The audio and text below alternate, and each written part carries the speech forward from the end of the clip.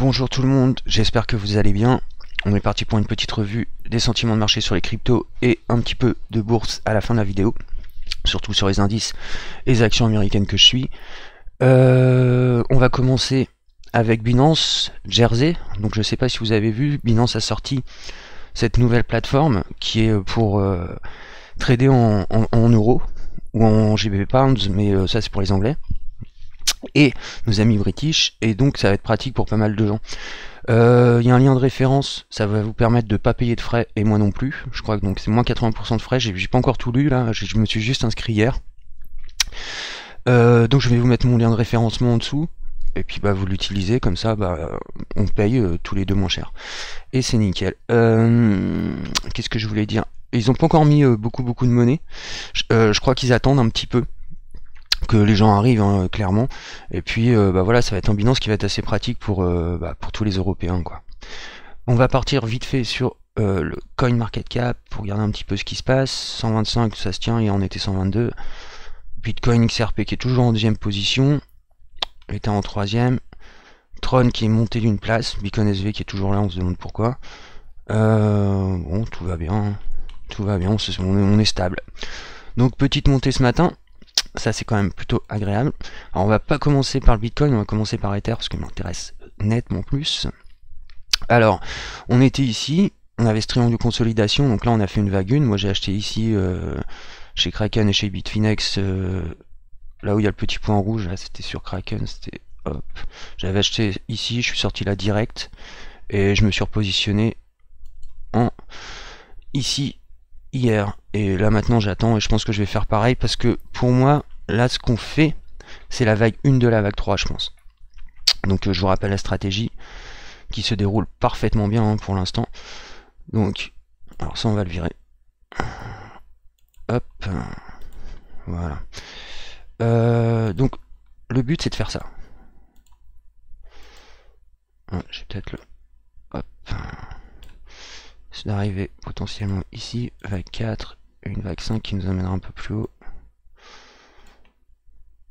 Bon, moi je pense que là on va faire ça, mais j'aimerais bien qu'il y ait beaucoup plus de volatilité, qu'on monte comme ça serait vraiment pas mal. Et puis qu'on aille rejoindre notre top qui est dans les 350 pour aller peut-être même vers les 400. Alors ça c'est le swing intégral, évidemment. Là on a pris la vague 1, maintenant on attaque la vague 3. Alors il y a deux solutions, soit on fait une petite montée là et en fait attends, je vais le remettre en auto, on va décortiquer un petit peu les vagues, voilà. Donc là on a un bon triangle de consolidation, ça c'est le début de la vague 3, ça c'est clair. J'avais donné deux zones, hein, cette zone là ou la zone des 102, c'est soit l'une soit l'autre, ça a été celle-là. J'ai pas pu faire de vidéo, hein, ces derniers temps parce que j'ai eu des putains de problèmes ces derniers temps, du coup j'étais pas trop dispo pour les vidéos, mais bon j'ai récupéré la chaîne sur YouTube et tout, donc je vais pouvoir repartager des analyses, et en espérant que ce putain de cauchemar que je suis en train de vivre en ce moment va s'arrêter. Allez, je reprends la vidéo. Il y en a certains qui sont courants sur la chaîne, désolé. Alors, c'est pour ça que j'étais un petit peu absent ces derniers temps.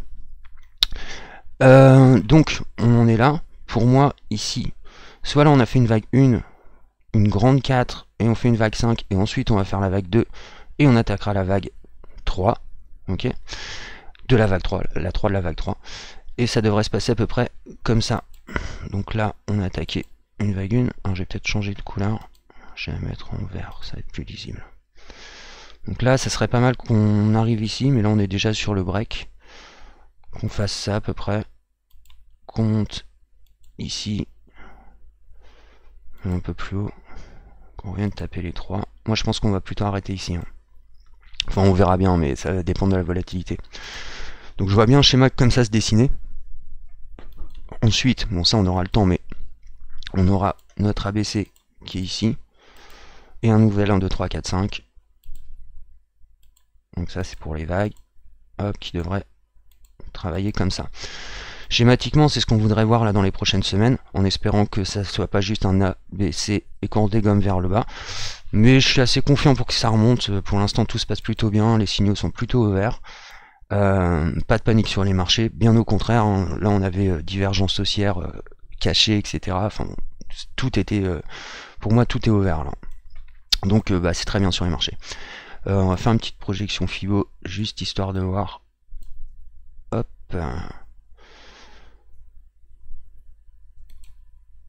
Ce qu'on pourra attendre.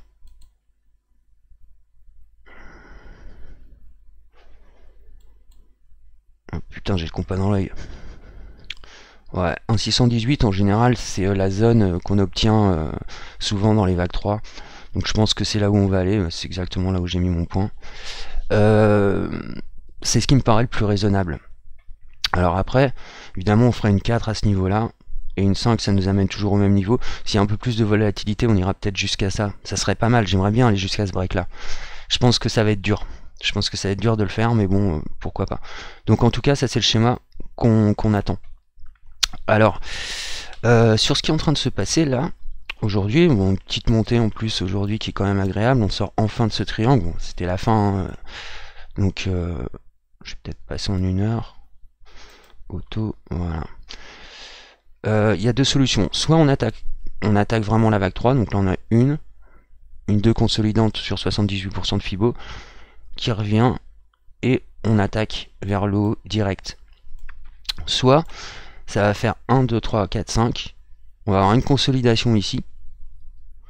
Et là on va attaquer la vague 3. Donc vous étonnez pas si vous voyez du rouge et genre que ça monte là aujourd'hui quelques temps et qu'on s'arrête potentiellement, allez, sur ce break là par exemple ici, donc sur les 141, ça serait pas mal. Déjà franchement c'est bien, ça fait un trade de moins 20%, et qu'on attaque derrière une latéralisation pour aller ensuite dégommer pendant plusieurs semaines. On va avoir du vert là. Donc ça c'est plutôt bien. Je vous remets le schéma vite fait pour que vous vous en souveniez.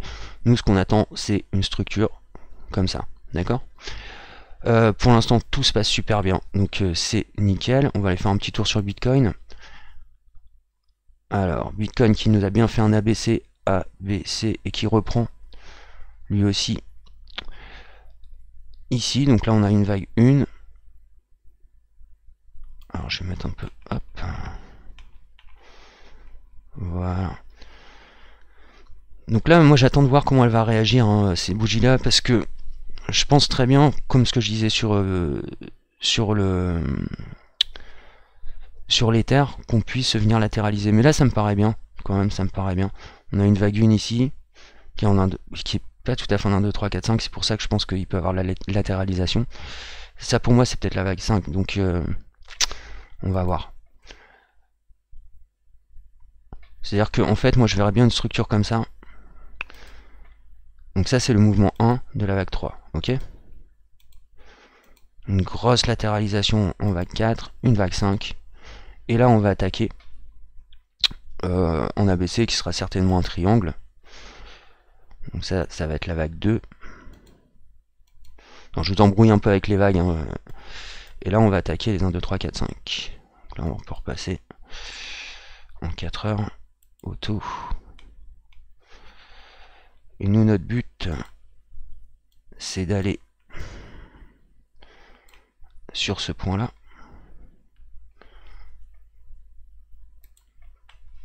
Donc, de faire potentiellement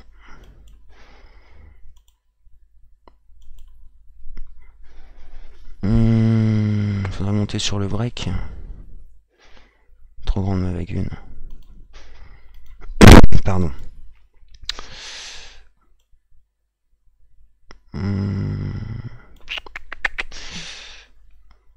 Ouais, même pas. Plutôt comme ça. Une vague 4, une vague 5. Bon, je vais le faire plus schématiquement, ça va être plus simple. Hop. Alors, désolé. Je prends un peu de temps, mais... Fondamentalement, les mouvements que j'attends, là, c'est ça. Schématiquement. Hein. Ça arrivait ici, sur le break. Taper une vague 4, on verra comment elle sera, si c'est un triangle, un flag ou quoi que ce soit. Et schématiquement, c'est ce qu'on attend sur le Bitcoin. Et c'est pareil pour toutes les autres cryptos. C'est-à-dire que même si on relatéralise après ces quelques bougies vertes là, vous inquiétez pas, on est en train d'enchaîner ce mouvement là. Pareil sur Ether, et c'est pareil sur toutes les autres cryptos, on peut aller voir vite fait. Je vais pas les faire parce que sensiblement c'est pareil. Je vais prendre les coins sur lesquels je suis. Neo, bah, ça se passe super bien. Toujours moi, je vois tout le temps cette structure en 1, 3, 4, 5, mais là c'est possible que ça parte fort. Hein. On va voir en fait toutes les clôtures en fin de journée, c'est ce qui va nous définir réellement ce qui va se passer. Alors XRP, qui est pas mal du tout. Ah lui c'est bien, il est en train de faire un beau truc. XRP c'est toujours la guerre sur les groupes, hein. J'ai vu entre les anti-XRP et les pro-XRP. Vous devriez pas vous embrouiller en plus les gars, parce que XRP évidemment c'est pas une crypto comme les autres, mais elle est importante à avoir dans un portefeuille, tout simplement pourquoi ? Parce que c'est la première blockchain qui va être adoptée dans le monde entier par les banques, quoi. Donc c'est évidemment, il y a un potentiel sur XRP qui est énorme, et mais c'est pas une crypto au sens que ce qui est Monero, etc. Mais c'est pas grave, c'est un actif à spéculer, quoi. Il y a pas de souci avec ça. Donc arrêtez de vous faire la guerre, c'est débile, franchement. Une fois que je vois les posts, vous me faites trop marrer, quoi. ETP, bah pareil, on est bon. Donc vous voyez, là c'est la même structure hein, qu'on attend. Donc là, voilà, on attend à peu près de retrouver ces bottoms. Donc là, on ferait 1, 2, 3, 4, 5. J'aimerais bien qu'on arrive à remonter jusque là sur ETP, mais ça va prendre plusieurs semaines. Neo. Alors, pareil, hein, tout se passe bien. Toujours les mêmes structures, hein, on attend de revenir ici en fait. Pour l'instant. C'est le premier point où on va arriver pour commencer à vraiment travailler quelque chose de sérieux. Alors BAT qui est lui vraiment dans un triangle, qui est dans un triangle sur un immense triangle, et quand lui va sortir de cette zone, accrochez-vous parce qu'à mon avis, BAT, une fois qu'il va casser cette zone, il va la casser franchement, et je pense qu'il va nous faire une belle montée verticale. Donc regardez bien ce qui se passe, si vous n'êtes pas dessus, vous pouvez poser un ordre au-dessus de ce triangle, ça peut être une prise de bénéfice qui est intéressante, parce qu'en général quand on a un long triangle de consolidation comme ça, quand ça sort, on a vraiment quelque chose qui est très effectif.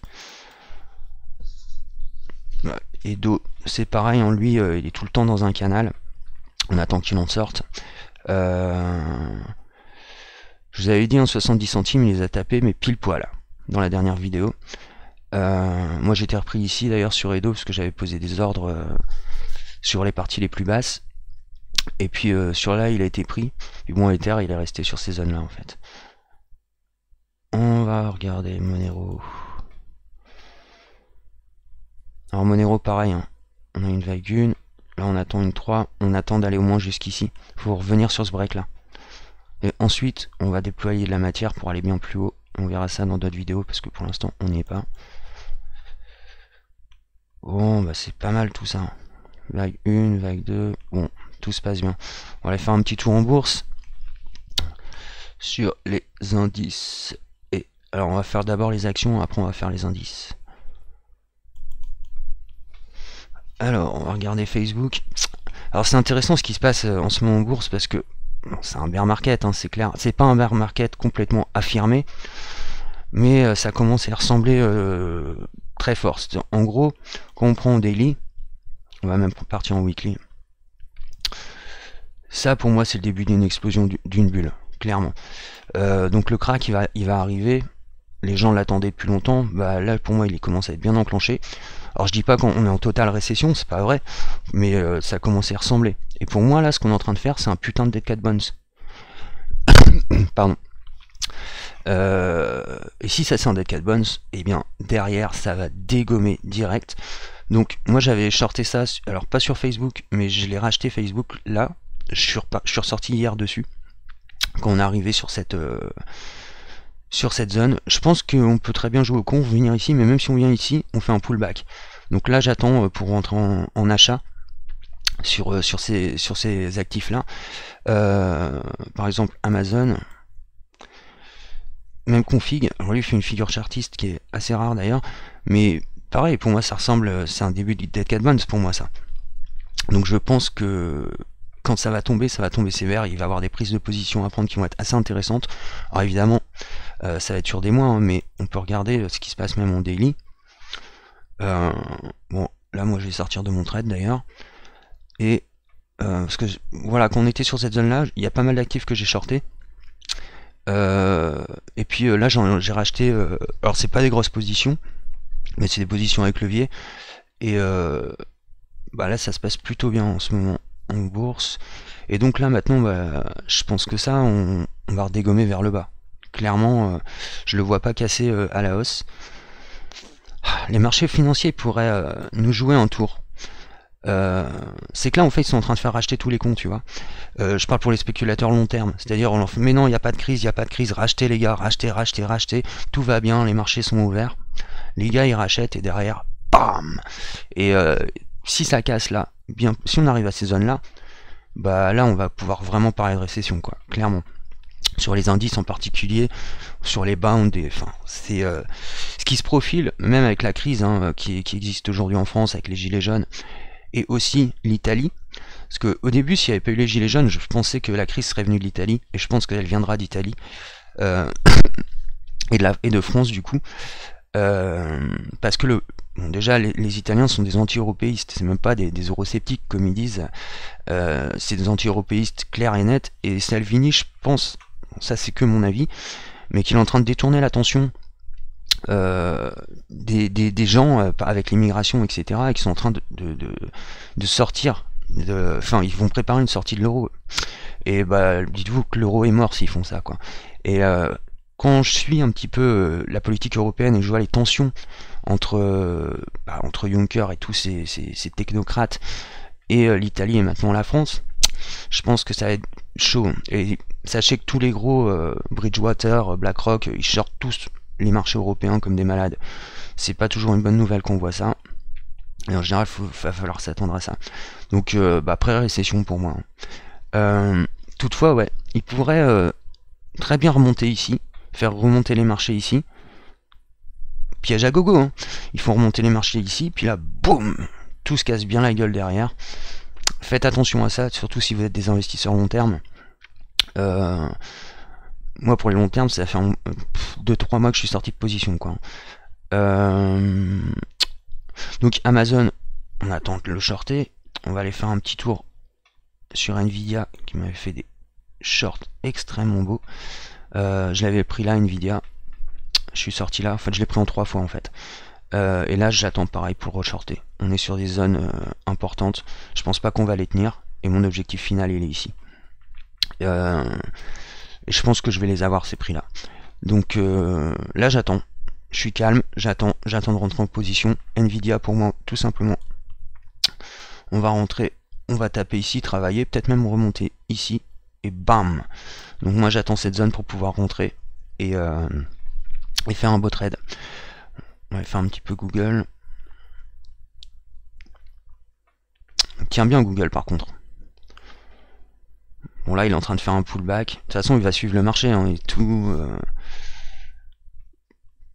Si les grosses caps elles pètent, donc tout va tomber avec quoi. On va regarder un petit peu le SP500. Ah ouais il était plus haut. Ah ouais parce que lui pareil hein, il est en train de pullback, il a été plus haut. Faut se méfier avec ça. Je sais pas pourquoi mais moi je le sens repartir. Divergence baissière, c'est pas bon du tout. Moi j'attends pour rentrer en short. Cette zone me paraît pas mal du tout sur les 2006-2007 pour commencer à shorter. Peut-être qu'ils vont nous le faire travailler jusqu'ici, donc sur les 2008. Si vous posez des stops, faites-le intelligemment. Hop là. Ouais, ça c'est ça voilà. Moi j'étais dessus, hein, je suis reparti en revente hier. Je pensais pas qu'il allait passer ça, mais en fait si. On va voir, mais là moi j'attends pour shorter. On va faire un tour sur le CAC et le DAX et puis j'arrêterai là. Là lui pareil, hein, il fait un pullback, il est sur une trade line. Je sais pas, mais je vois tout baissier là, pour moi sur les marchés. Zut. Hop là. Donc là j'attends pour rentrer en short. Mon angle d'attaque, je pense qu'il sera vers dans cette zone. Je pense que cette zone là elle va être pas mal pour commencer à shorter. Alors on va voir, hein, tout va dépendre de ce qui se passe. Hop. Mais je pense qu'ici ça va travailler et qu'on repartira vers le bas. Je suis plutôt très baissier sur les marchés en ce moment. Pourquoi? Parce que là en fait je vois qu'il y a une hausse qui se fait qui ressemble, comme je vous l'ai dit, à des dead cat bonds pour pas mal pas mal d'actifs. Je vois que les gens ils sont mais non, tout va bien, il n'y a pas de crise, etc.